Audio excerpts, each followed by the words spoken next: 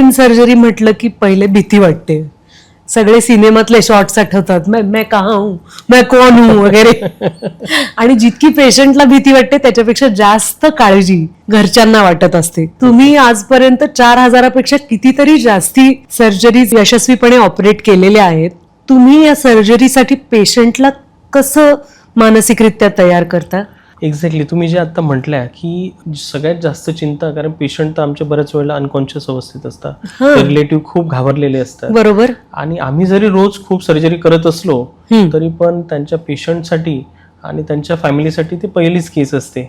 त्यामुळे ह्या अवस्थेत आम्ही त्यांना काउन्सिलिंग खूप महत्त्वाचं असतं. मी तर म्हणेल की सर्जरीचा रोल हा 50% असतो आणि काउन्सिलिंग हे 50% इम्पॉर्टंट असतं. तर आम्ही मल्टिपल काउन्सिलिंग सेशन्स घेतो, इन्क्लुडिंग पेशंट्स जे ट्युमर्सचे असतात, जे समजू शकतात.